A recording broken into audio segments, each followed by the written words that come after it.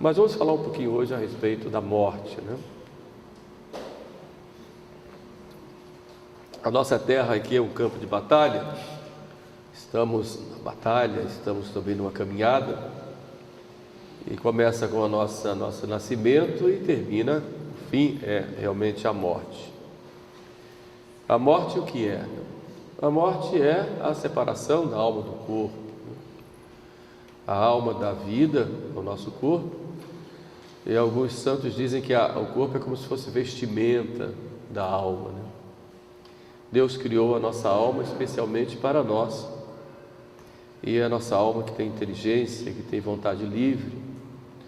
E essa alma que é a imagem de Deus, pelo batismo, imagem e semelhança de Deus, ela está no corpo. Às vezes se fala do corpo assim como se fosse uma coisa ruim. O corpo não é ruim, porque tudo que Deus fez é bom. Então outros colocam o corpo como se fosse uma prisão da alma. Bom, o corpo guarda a alma, mas é companheiro dela. Existe em alguns meios, inclusive católicos, uma tendência de achar que o corpo é ruim, a alma é boa, o espírito é bom, a matéria não. Tudo que Deus faz é bom. E o corpo, como Deus criou, é bom. O problema é o desregramento que há, fruto do pecado, que não é do corpo, é da alma, embora o corpo é companheiro do pecado, sempre com a alma. Quando a pessoa age com o corpo. Mas existe essa tendência em alguns meios de colocar o corpo como se fosse mal em si. Não é. Agora ele tem que ter uma ordem. Quando Deus criou o homem, criou nessa ordem. O corpo sujeito à alma e a alma sujeita a Deus. Porque a alma é mais nobre que a imagem de Deus. O corpo ele é composto. A alma é simples, é uma substância simples, porque é espírito. E toda substância, o que dá essa vida ao corpo, que é composto, é a alma, que concatena todos os elementos do corpo. Sem a alma, eles se decompõem e até explodem, dependendo do caso. Agora, todo elemento composto ele tende a se decompor. Todo elemento composto. A simples não, porque é espírito. De modo que a morte, essa decomposição da matéria é algo natural. Só que Deus, quando criou o homem, criou isentando da morte. Embora seja composto, não vai se decompor, não vai morrer. Por isso a Bíblia diz: e eles se alimentavam da árvore da vida, que os preservavam da morte. Falando de Adão e Eva. Essa árvore da vida aí, porque Deus tinha dado um privilégio, um dom, que nós chamamos de preternatural, de não morrer, embora fosse composto. Então, quando nossos pais foram criados, eles tinham esse dom preternatural e a predestinação à vida eterna, já com a graça santificante. Quando houve o pecado, esse dom de não morrer, isenção de toda a dor, isenção da morte, Deus tirou, porque não era de direito da natureza humana, era um dom que estava acima da natureza humana. Deus tirou. Por isso, logo depois do pecado, Deus disse para Adão: comerás o pó da terra, ou melhor, disse a serpente, disse: a terra só te produzirá figos e abrolhos até que voltes à terra de onde foste tirado, porque tu és pó, e em pó te hás de tornar. Então mostra aí que esse homem vai morrer. E São Paulo vai dizer que o salário do pecado é a morte.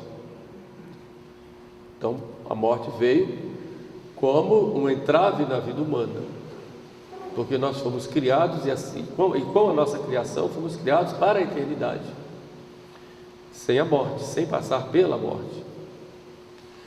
Mas a morte vem como um entrave, como o salário do pecado. E o que é a morte? A morte é quando a alma sai do corpo. Aí o corpo então vai se decompor. E essa separação, São Paulo fala de dissolução. Fala esse corpo mortal, esse corpo que se corrompe. Então isso é que é a morte. Não sabemos quando nós vamos morrer, mas sabemos que ela é certa. E é certo também que o corpo vai se corromper, vai se dissolver. Alguns corpos ficaram incorruptos, mas foram poucos, por milagre.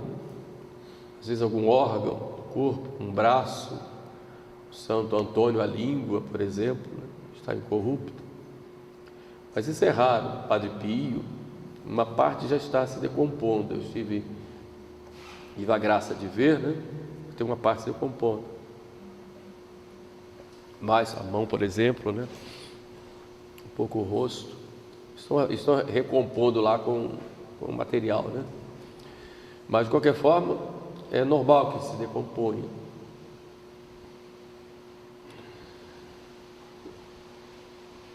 Só dois não morreram, Enoque e Elias, que vão voltar no fim do mundo, mas vão morrer também. E a pergunta que se coloca: e quando Jesus voltar, os que estiverem vivos também vão morrer? Mas a alma vai se separar do corpo, vão ao encontro de Cristo nos ares. Então esse ir ao encontro de Santo Agostinho é a saída da alma do corpo, vai ao encontro e volta logo na ressurreição, conforme a gente viu na outra aula. Mas vão morrer. O Cristo não deveria morrer, porque ele não teve pecado. O salário do pecado é a morte, não deveria morrer. Mas ele quis morrer e com a sua morte pagar pelos pecados. Existe uma disputa entre os teólogos se Maria morreu ou não morreu. Isso não foi definido pela igreja, chamados mortalistas e os outros, mas os não mortalistas. O Papa Pio XII, quando definiu o dogma da Assunção, ele não quis definir isso, porque existem argumentos fortes tanto para um quanto para o outro. Para alguns, Maria morreu e ressuscitou e foi de corpo e alma para o céu. Para outros, ela simplesmente foi sem morrer. De qualquer forma, fica aí a dúvida. Mas o fato é que, ressuscitados, nós já temos Jesus e Maria, só, lá no céu. Então todos vamos morrer. Costumo apresentar a morte como uma caveira, como uma foice, aquela coisa tétrica, alguns autores dizem que isso é para mostrar simbolicamente que o homem é imortal, tal. Mas o mais comum é dizer que isso é coisa de pagão, ter a morte como uma coisa tétrica e inimiga. A morte, São Francisco chamava de irmã, a irmã morte. E Santa Teresa dizia: muero porque não muero, morro porque não morro. E Santa Teresinha dizia: eu não morro, eu entro na vida. De modo que, com a morte de Cristo, e a ressurreição, a morte foi vencida. De modo que a morte para nós, que é certa, é para todos, não deve ser para nós motivo de desespero, mas deve ser motivo de encontro com o nosso Senhor. E todos vamos morrer, todos. Ninguém vai escapar. Nossos primeiros pais, depois os filhos e todos nós. Agora, o que é importante para nós é como morrer, porque nós não sabemos o dia, não sabemos o modo. Em geral, Deus não fala. Aliás, raramente Deus avisa quando vai morrer. Isso, alguns santos, alguns. E Deus deixa assim sempre, como Jesus fala, o Filho do Homem vem como um ladrão, vigiai e orai. E a gente vê muito isso no Evangelho. todo momento Jesus fala da vigilância. Aquela parábola das 10 virgens é muito típica a respeito disso. As 10 virgens que esperavam o esposo, umas tinham azeite de reserva, outras não tinham azeite de reserva. Como o esposo tardou, elas começaram a cabecear de sono, e quando deu meia-noite, interessante esse detalhe, meia-noite ouviu-se um grito: o esposo vem. Todas pularam. Mas por que meia-noite? Porque é exatamente a passagem dessa vida para outra, por isso meia-noite. À meia-noite ouviu-se um grito: o esposo vem, é Jesus, ide ao encontro. Uma pessoa é chamada. Cinco virgens estavam preparadas com azeite de reserva, as outras 5 não, e pediram: dá-nos o vosso azeite, porque as nossas lâmpadas estão se apagando. E as prudentes, interessante, disseram: as prudentes foram prudentes porque levaram azeite, e foram prudentes porque também não deram azeite para as outras. E elas disseram: vão comprar, porque senão vai faltar para nós e para vós. Para nós e para vocês vai faltar azeite. Interessante que isso é uma lição para nós, né? Nós devemos ter, às vezes a gente se dedica tanto ao apostolado e esquece da gente, né? A gente deve procurar ter vida de oração, vida de santidade, e assim o transbordar é que deve ir. E as outras foram comprar. O esposo veio, entraram para a festa. Essa festa representa aí o céu. Estão lá numa festa. Interessante que o céu, depois a gente vai falar disso, é sempre representado por uma festa, né? Por um banquete, né? É sempre interessante, a alegria do banquete, né? Que as pessoas se saciam, né? A alegria da festa. Só que é uma festa que nunca se acaba, né? Quando a gente imagina em festa aqui no Rio de Janeiro, pensa logo no Carnaval, no Rock in Rio. Não é essa festa não, mas uma festa no sentido de a gente vai ficar sempre alegre, sempre aquele relaxamento, sempre aquela alegria, né, do céu. Depois eu vou falar um pouquinho para vocês sobre o céu. Mas as outras foram, e a lição que fica, que Jesus dá: vigiai, portanto, porque não sabeis nem o dia e nem a hora. Então não sabemos a hora da morte nem o dia.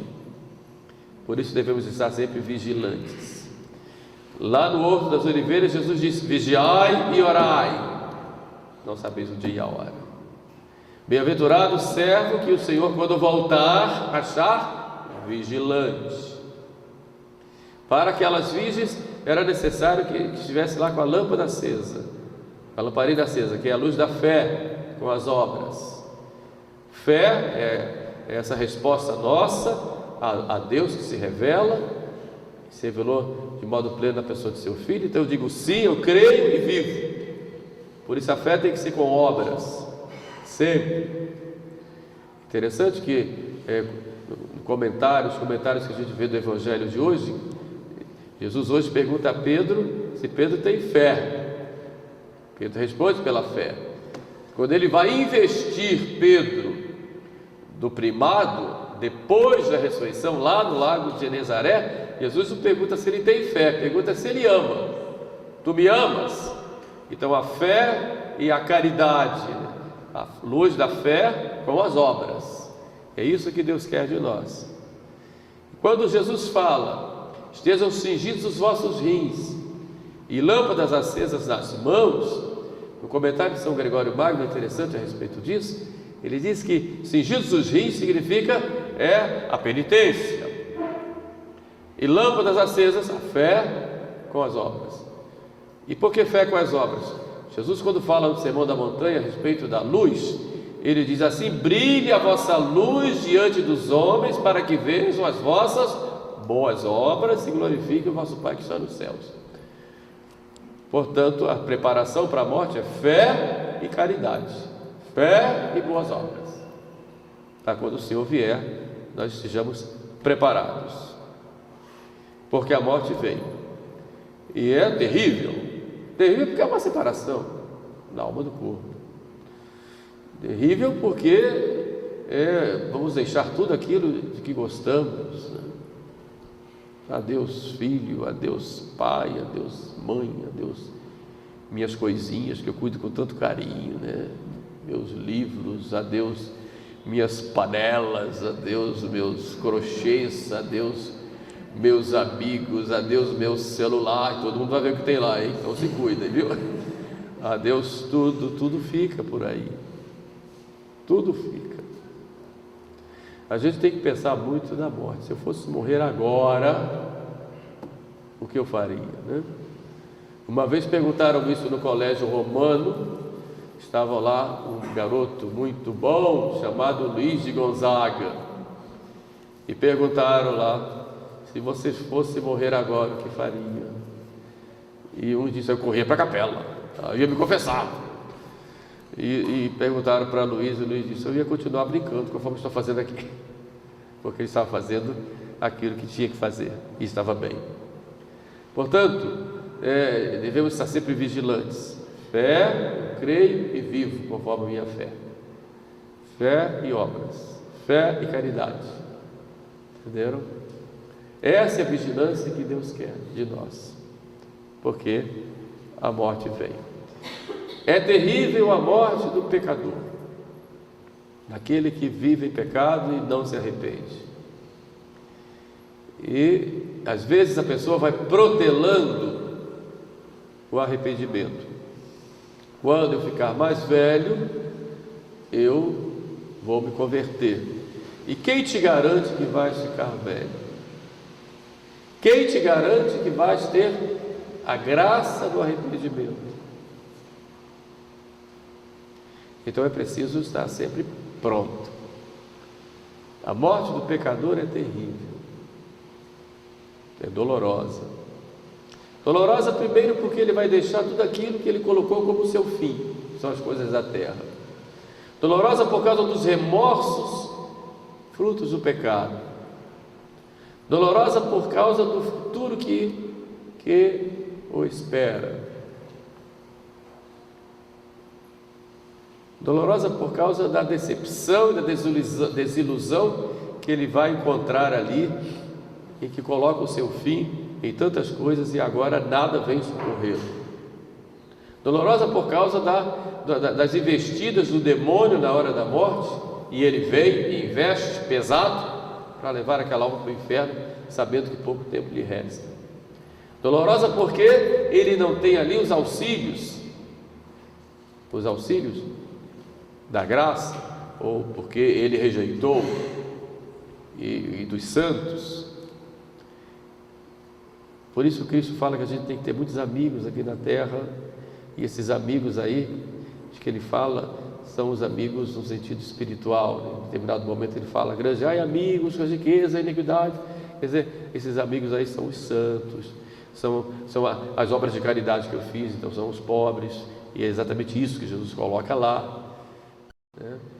São aqueles que vão interceder por nós na hora da nossa morte. Quando chegares aos tabernáculos eternos, quer dizer, na hora que for passar aquela porta, quem vai estar ali para me ajudar, para me socorrer, para interceder por mim? Então é dolorosa a morte do pecador. Quando fala aqui do pecador, evidentemente aquele que na hora da morte se encontra em pecado mortal e não se arrependeu. É claro que o arrependimento pode acontecer até na hora da morte. Por isso a gente nunca pode dizer que alguém está no inferno. Só Deus sabe. A igreja nunca diz que alguém está no inferno. Diz que alguém está no céu, mas está no inferno não. Porque o que acontece na hora da morte é algo muito só de Deus e da alma, né? E a misericórdia de Deus é infinita. E só vai para o inferno quem quer. O inferno é sempre fruto de uma escolha. Mas esse momento da morte é terrível. Por isso é importante, né, a gente se preparar bem. Eu aconselho que vocês, de vez em quando, façam um exercício de preparação para a morte. Tá? Santo Afonso tem um muito bom, mas fazerem de vez em quando. No seminário a gente fazia todos os meses, né? A primeira vez que eu fui fazer deitado. Meu Deus do céu, imagina deitado fazendo exercício da morte. Eu era jovem, né? Ai, tremia, comecei a me arrepiar todo, né? Mas é porque pensar nessa verdade, né, gente, tantas coisas que a gente tem aí, porque a gente acha que é insubstituível, né? O cemitério está cheio de gente insubstituível, viu? Está cheio. E a vida continuou, né? Então é importante a gente se preparar para ter a graça do arrependimento e a graça de granjeando amigos do céu, né? A morte feliz, para termos a morte feliz, é como eu disse, fé e obras, fé e caridade. E essas obras aí também com relação a Deus, é claro. Caridade, amor a Deus e ao próximo. É preciso que todos os dias nós peçamos a Deus a graça de nós termos o desapego das coisas do mundo. São as coisas do mundo que nos impedem de voarmos para Deus. Então esse desapego não significa raiva, rejeição das coisas do mundo, não, mas estarmos com o coração totalmente livre para Deus. Então, ter as coisas do mundo, quando digo coisas do mundo, são as criaturas aí são pessoas, coisas materiais, fama, elogios, enfim, tudo que não é Deus. Então eu tenho que saber administrar isso em vista do meu fim, que é a vida eterna.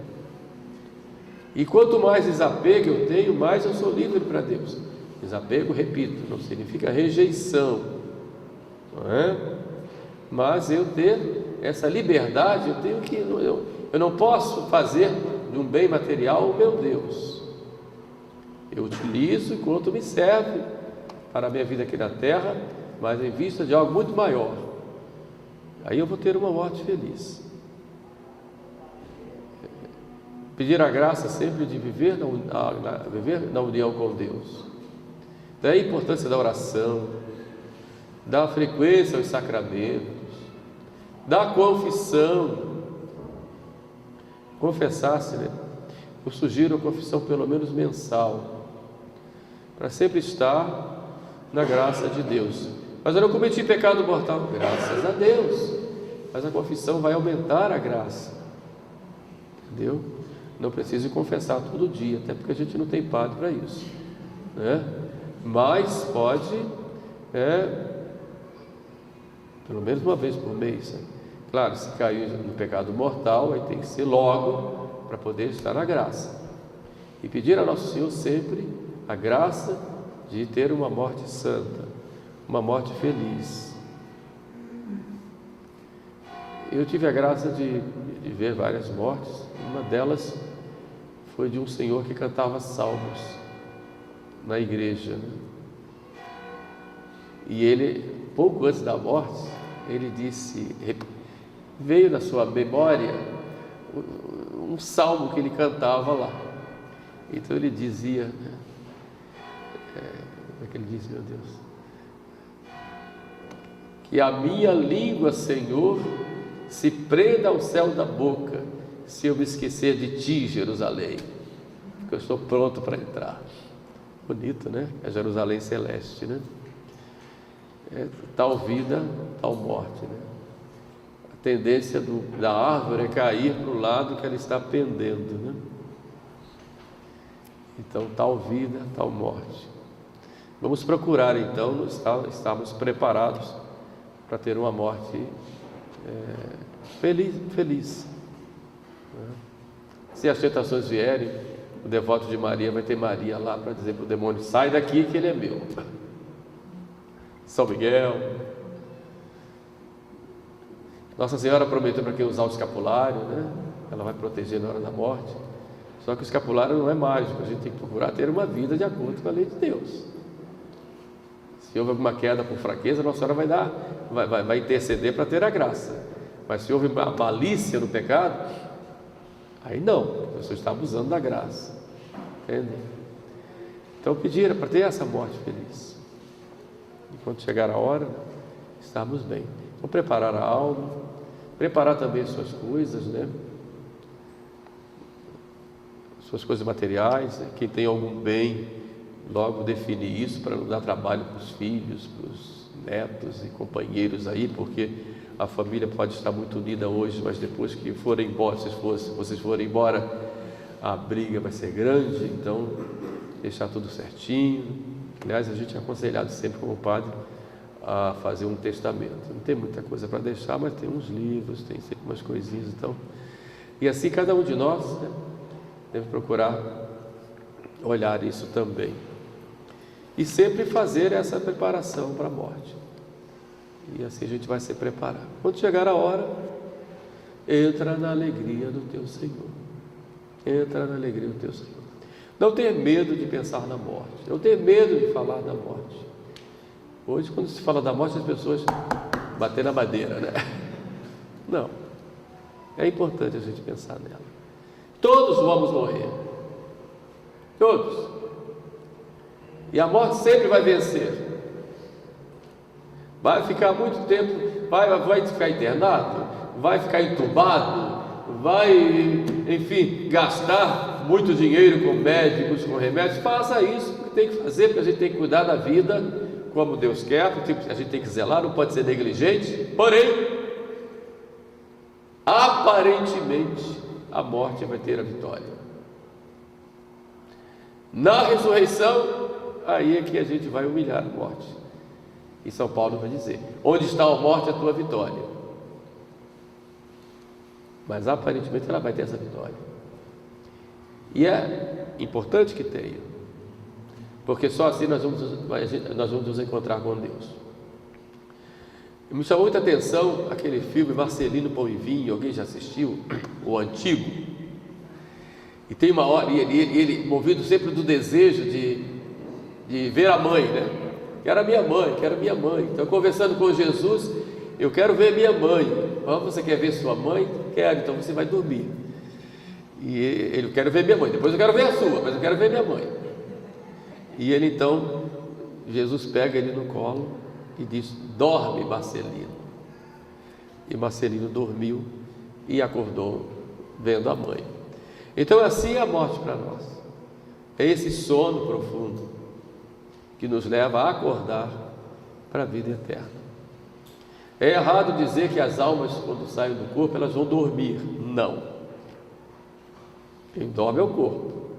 A alma vai para a vida eterna, vai se encontrar com Deus. É errado também dizer que as almas vão depois para outros corpos. Também não. A minha alma é única. A minha alma é minha identidade. Eu nasci lá no dia 23 de fevereiro de 64, depois cresci, estudei, fui para o seminário, me ordenei, depois fiz isso, fiz aquilo e tal. Tive mudanças na minha vida, mas a minha identidade continua a mesma. Essa minha identidade, que tem ali meu temperamento, que tem ali minhas qualidades, meus defeitos, que tem ali minha inteligência, minha vontade livre, essa minha identidade é a minha alma. É única, é a do José Edilson. E só. E quando eu morrer, vai ser o José Edilson que vai diante de Jesus. E vai ser o José Edilson que vai para a eternidade. E não vai haver outro José Edilson. Igual não. Pode ter o nome. Aliás, outro dia lá nas Paulinas encontrei lá um José Edilson de Lima. E quando eu cheguei, ele estava falando de mim. Quando eu cheguei, ele disse: tem um padre que chama José Edilson de Lima e está celebrando a missa tridentina lá na igreja São Francisco de Paula. Eu queria ir lá assistir e tal. E eu cheguei na hora: sou eu. Aí ele falou assim: pois é, eu também sou José Edilson de Lima. Eu falei: você é de onde? Da Paraíba. Eu falei: eu também sou. Pois eu disse para ele: olha, juízo, hein? Se você fizer coisa errada, eu posso apanhar por causa disso. Mas esse José Edilson é outro, que tem uma alma dele, tem a identidade dele, e eu tenho a minha. Somos únicos. Essa alma não vai passar para outro. É único. Porque Deus faz cada um. que cada um expressa pela sua existência a grandeza, a beleza e o poder de Deus. Não podemos colocar a obra de Deus num quadrado dizendo só isso aqui. Não. Assim, cada gota de orvalho, cada flor do campo, cada folha, cada pingo de chuva, não existe uma coisa igual à outra. Isso expressa a grandeza de Deus. E no ser humano é assim. Mais ainda, porque somos imagens de Deus. Aí veio a morte. Na hora da morte, já na hora da morte, quando a alma sai do corpo, já tem o juízo, que é o juízo que nós chamamos de particular. Imediatamente após. Saiu, todo mundo chorando lá do caixão, e a pessoa já foi julgada e já está na sentença. É interessante isso. Onde é o julgamento? Segundo alguns autores, é exatamente ali no lugar onde a pessoa morreu. Eu falando da morte, toda a questão da morte, a mim me preocupa muito como as pessoas hoje morrem, porque antigamente as pessoas morriam muitas vezes em casa, né? Então corria, traz a vela, e a vela, rezavam, né? Hoje em dia as pessoas morrem isoladas, sem amparo de ninguém, né? Geralmente no quarto, no lugar mais ou menos escuro, no CTI de hospital, todo entubado, morreu. É difícil isso. Então a gente tem que estar sempre preparado, porque a gente não sabe a hora, né? Porque logo vem o juízo. E quem fará o juízo vai ser o próprio Jesus, que vai revelar toda a nossa vida, tudo o que nós fizemos. E como é que Jesus vai nos tratar? Da mesma maneira como nós tratamos os nossos semelhantes. Igualzinho. Alguns colocam Jesus veio como um juiz irado.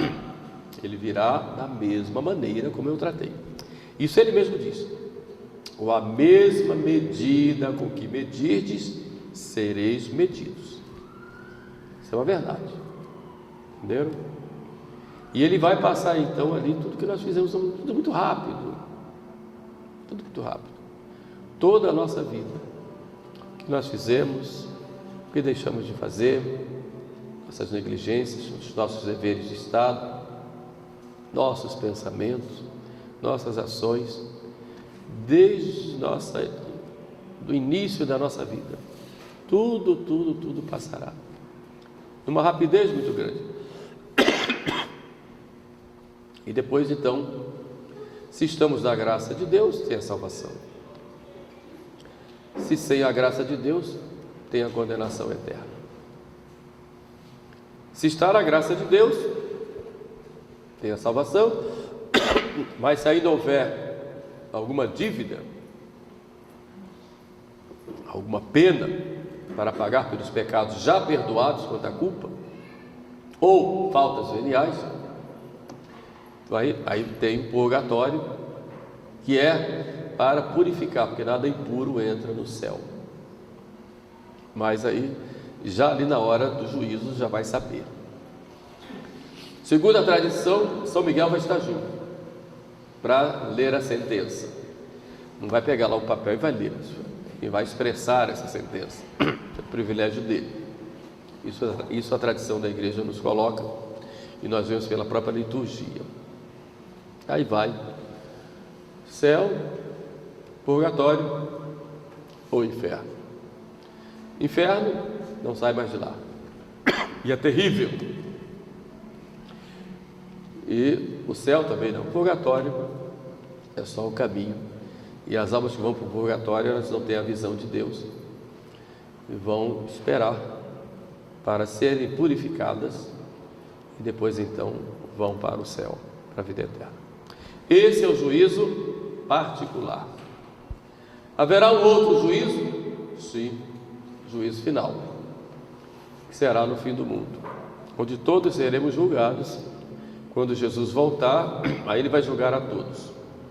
Todos vão ressuscitar e vão serem julgados já ressuscitados, corpo e alma. E aquelas pessoas que morreram foram comidas pelos animais, milagrosamente vão ressuscitar. Onde tiver uma molécula delas, Deus pode criar tudo do nada, pode fazer ali aquela mesma pessoa, e a alma vai estar viva. Falamos já sobre a ressurreição, vai ficar todo mundo já para a vida eterna, todo mundo aquele estado que a gente já comentou. Mas quando será o juízo universal? Alguns já estão anunciando aí, alguns já falando do Apocalipse, já tem marcando data aí, ninguém sabe. A internet está cheia de vídeos aí já marcando, é agora, é agora. De vez em quando eu chego, eu recebo, é agora. Mas por quê? Já estão se cumprindo as profecias. Que profecias? Aqui estão escritas. Onde? Na Bíblia. É assim, na Bíblia não tem nada escrito que vai ter, vai ser agora. Na Bíblia está escrito que ninguém sabe o dia. E Jesus disse, nem o filho sabe, só o pai. Não quer dizer que ele não saiba, sabe, mas no sentido de que cabe ao pai cuidar disso. Agora temos sinais de que virá o fim do mundo. E quais são os sinais? Vocês querem saber? Todo mundo é curioso, né? Eu vou dizer alguns. Normalmente os teólogos colocam 5 sinais. O primeiro sinal, a grande apostasia. O segundo sinal, o evangelho pregado em todo o mundo. Terceiro sinal, a vinda de Enoque e Elias. Quarto sinal, a conversão dos judeus. E o quinto agora não estou me lembrando. Mas são 5 sinais. E é interessante que nesses sinais a gente vai vendo um, vai vendo outro. Só que para Deus, um ano é como um dia, 1000 anos é como um dia como 1000 anos. A gente quer dizer que vai ser agora. Mas a gente vê, por exemplo, a vinda do anticristo, lembrei. Então a gente tem aí apostasia, vinda do anticristo nessa ordem. Enoque e Elias, conversão dos judeus e evangelho pregado no mundo inteiro. Pronto. Evangelho foi pregado no mundo inteiro. Não quer dizer que todo mundo vai querer o evangelho. Não quer dizer que todos vão saber ao mesmo tempo do evangelho. Quer dizer que todos vão ter a chance e a oportunidade de conhecer Jesus. Isso significa evangelho pregado no mundo inteiro. Se a gente for olhar em termos quantitativos ou geográficos, ainda não chegou. Há muitos lugares onde o evangelho não chegou. Segundo, grande apostasia significa o quê? Grande abandono da fé em termos universais. Essa já está aí. Se a gente chega na Europa, o catolicismo lá é peça de museu. Você chega em Notre Dame, é museu. Tem fé, porque Nossa Senhora prometeu que ia cuidar de Portugal, né? Mas no Brasil também tem. Mas a gente vai vendo, porque a apostasia é o abandono da fé, não só no sentido formal, teórico, mas no sentido prático também. Porque será que o povo vive conforme a fé? A gente vê hoje uma grande apostasia, mas será essa a apostasia de que a Sagrada Escritura fala? Nós sabemos que já existe já. Depois, vinda do anticristo.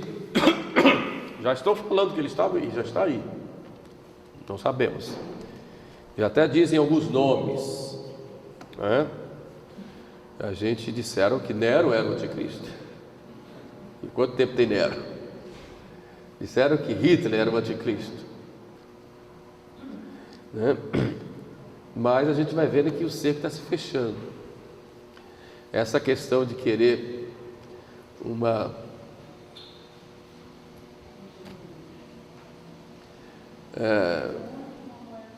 situação em que haja uma unidade universal sob um poder só, pode ser um sinal.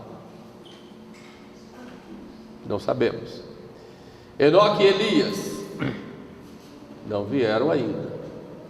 Alguns interpretaram aí como se fosse Dom Antônio de Castro Maia e Dona Efévia. Não foram, pelo amor de Deus. Mas eu ouvi essa interpretação in illo tempore, antes deles morrerem. Não, está forçando a situação. O fato é que não vieram ainda. Conversão dos judeus ainda não aconteceu, porque na verdade Enoque e Elias vêm pregar para os judeus, vai ser morto pelo anticristo, vão ser mortos pelo anticristo, eles vão ficar em praça pública durante um tempo, mortos, vão ressuscitar, os judeus se convertem, aí Cristo vem, de modo que a coisa vai nessa linha. Aí vem sim o juízo universal, todos ressuscitam, juízo universal. Quando? Não sabemos. Temos esses sinais só para a gente alimentar um pouquinho essa, aspas, ansiedade de querer, mas vamos esperar a hora. Vai ter muito sofrimento. Jesus fala, dá alguns sinais: o sol vai se escurecer, a lua não dará mais o seu brilho, as potências do céu serão abaladas, as estrelas cairão do céu. Isso tem uma interpretação alegórica. Alguns santos padres dizem o sol se escurecer é a apostasia, quer dizer, a fé se escurece, a lua não dará mais o seu brilho. A lua sempre foi símbolo de Nossa Senhora, que recebe a luz do sol, porque o amor a Maria vai diminuir em muitas almas, e a gente vê isso. Depois, as estrelas cairão do céu. As estrelas simbolizam, num certo sentido, os apóstolos, ou seja, autoridades da igreja, por exemplo, bispos. As potências do céu serão abaladas. A fé, a esperança e a caridade são as potências do céu, e isso será abalado na humanidade. E depois então aparecerá no céu o sinal do Filho do Homem. São coisas de que a Sagrada Escritura vai falando, e a gente vai juntando, mas o fato é que nós devemos estar preparados para o juízo particular, porque esse vai decidir a vida de cada um. Preparados para a morte, aí sim vai se decidir exatamente a nossa vida. Então vamos, nos preparar bem, o dia quando chegar estejamos prontos a cada dia, não sabemos quando, Vocês imaginam aqueles jogadores do Chapecoense que foram para a Colômbia fazer lá um jogo, não imaginavam que fossem morrer quase todos praticamente. A gente vê nas estradas por aí, meu Deus do céu, toda hora, e de repente veio, A gente pede a Deus que livre da morte repentina e imprevista. Da morte repentina e imprevista, livrai-nos, Senhor, porque me dá tempo para me preparar. Por isso, mesmo que eu tenha que sofrer de uma doença, que eu tenha tempo para me preparar para a minha hora, e pronto, entrega a vida nas mãos de Deus. O devoto de Nossa Senhora, evidentemente, tem uma proteção especial, mas é levar a vida na fé e na caridade, sempre. Então fica aqui essa catequese para vocês de hoje, e vamos falar na próxima vez a respeito do inferno, do purgatório e do céu.